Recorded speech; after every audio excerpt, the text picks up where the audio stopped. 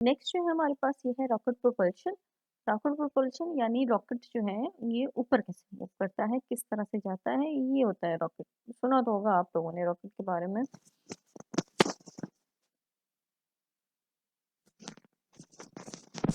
अच्छा जी, rocket propulsion में जिस तरह से रॉकेट मूव करता है वो हमने देखना है कि कैसे जाएगा वो ऊपर, और वो भी इसी तरह से जाएगा। मोमेंटम की कंजर्वेशन ही उसमें भी होती है, ये नहीं होता कि मोमेंटम उसमें कंजर्व नहीं रहेगा।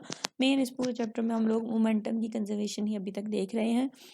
Rockets move by expelling the burning gases through engines at their rear. कि रॉकेट्स जो है मूव कैसे करते हैं, एक्सपेलिंग द बर्निंग गैसेस, जलती हुई गैसेस को ये एक्सपेल करते हैं, निकालते हैं अपने इंजन से एट देयर रेयर। रेयर यानी निचला हिस्सा, पीछे वाला जो हिस्सा होता है इसका, उस वहां से।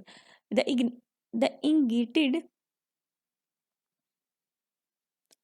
fuel turns to a higher pressure gas which is expelled with extremely high velocity from the rocket engines. इनगाइटेड फ्लूइड फ्यूल जो होता है, यानी जलता हुआ जो फ्यूल है उसके अंदर, जो भी उसके अंदर फ्यूल, जिस तरह से गाड़ियों में तेल होता है एज अ फ्यूल, वैसे ही इसके अंदर जो भी फ्यूल यूज़ हम करते हैं वो नेक्स्ट हम डिस्कस करते हैं क्या होता है इसमें।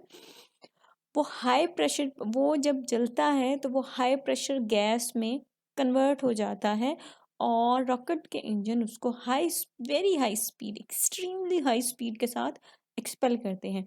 The rocket engines gain momentum to the momentum of the gases expelled from the engine in its opposite direction. अब यहाँ पर देखें, यहाँ पर एक्शन रिएक्शन फोर्सेस भी लगती हैं। यहाँ से जब गैसेस एक्सपेल होती हैं तो जितना मोमेंटम उनका चेंज होता है उतनी ही फोर्स वो अपोजिट डायरेक्शन में रॉकेट पे लगाती हैं, और जो रॉकेट है वो मूव करता है in the direction opposite to gases के। गैसेस नीचे की तरफ निकलती हैं और रिएक्शन के तौर पर रॉकेट ऊपर की तरफ या आगे की तरफ मूव करता है। बिल्कुल उसी तरह से है जिस तरह से अगर आपने कभी बलून को फिल किया हो हवा के साथ पूरा भर के, और उसके बाद आप उसको एकदम से छोड़ दें तो क्या होता है, गैस निकलती है पिछले एंड से पीछे की तरफ और गुब्बारा हमेशा आगे की तरफ जाता है। सेम होता है रॉकेट के अंदर, ठीक है। The rocket gains momentum to the momentum of the gas is expelled from the engine in its opposite direction. The rocket engine continue to gases after the rocket has begun moving, continue to eject gases after the rocket has begun moving, and hence the rocket gains more and more momentum. कि rocket के जो engines होते हैं वो मुसलसल gases को निकालते रहते हैं जब एक दफ़ा रॉकेट चलना शुरू हो जाए, और उसके बाद इसीलिए रॉकेट भी मुसलसल जो है वो ज़्यादा से ज़्यादा मोमेंटम जो है वो गेन करता रहता है। So instead of travelling at the steady speed of rocket gets faster and faster as long as the engines are operating, ठीक है।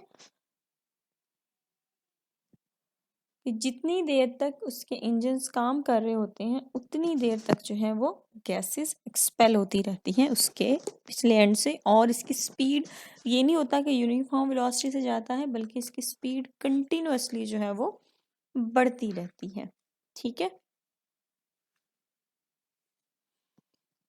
Rocket carries its own fuel in the form of liquid and solid oxygen. Liquid और solid and oxygen, liquid और solid oxygen की शक्ल में जो है rockets अपनी फ्यूल को साथ लेके जाते हैं, ठीक है। Therefore, it works at greater heights when the little or no air is present.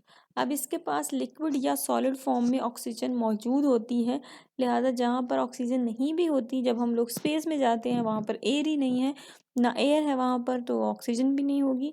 इस वजह से ये वहाँ पर भी इसके इंजन्स वर्क करते रहते हैं, क्योंकि ये अपनी ऑक्सीजन और अपना फ्यूल साथ लेके चलता है।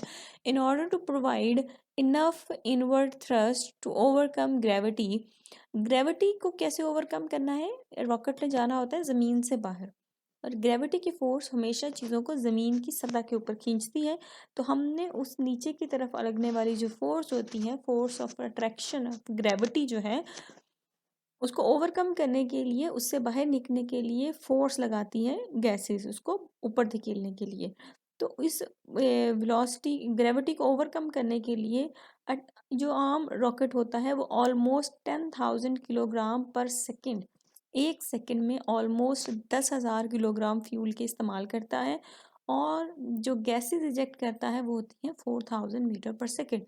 यानी जो गैसेस की स्पीड होती है वो एक सेकेंड में 4,000 मीटर्स को कवर कर सकती हैं। ठीक है, तो अब ये देखें कि इतना ज़्यादा वो फ्यूल उसके अंदर होता है कि वो ओवरकम करके बाहर जा सके। In fact more than 10% of the launch mass of the rocket consist of fuel only, कि जितना हम लोग जब उसको लॉन्च किया जाता है ना लॉन्चिंग पैड से, तो उसके अंदर इसके मैस का 10% से भी ज़्यादा जो है वो होता है इसका फ्यूल, और बहुत थोड़ा इसके पास जो है वो दूसरा होता है चीज़ें जिनको इसने स्पेस में लेके जाना होता है। On one way to overcome the problem of mass of fuel is to take the rocket from several rocket link together, कि किस तरह से हम फ्यूल को करते हैं कि इसमें मुख्तलिफ स्टेजेस होती हैं, मुख्तलिफ छोटे छोटे रॉकेट्स होते हैं, एक स्टेज का फ्यूल पहले चलता है और जैसे ही वो स्टेज का फ्यूल इस्तेमाल हो जाता है वो अलग हो जाती है, और इस तरह से उसका मैस जो है वो कम से कम होता जाता है और स्पीड उसकी फिर बढ़ती जाती है। When a rocket has done its job, it is discarded, leaving to carry the spacecraft further up at the greater higher speed. If m is the mass of the gases ejected per second with the velocity v relative to the gases, then the change in momentum per second of the gases is mv, then that is equal to thrust. Thrust होता है पीछे से जो धक्का लगता है उसको हम कहते हैं thrust in by the engine on the body of the rocket. So acceleration a of the rocket is, अब f यहाँ पर कितनी है, mass ejected per second multiplied by change in velocity. शुरू में उसकी velocity 0 थी, बाद में उसकी v होगी। अगर यहाँ पर आपके पास आ गया F is equal to M V over T, ठीक है, और एक्सेलरेशन का फार्मूला होता है F is equal to M A, तो M A is equal to M V over T, और अगर टी हम 1 सेकेंड ले लें क्योंकि पर सेकेंड के हिसाब से सारा चल रहा है, M V over M is equal to A, तो यहाँ पर हमारे पास एक्सेलरेशन या थ्रस्ट का फार्मूला आ जाता है। ठीक है।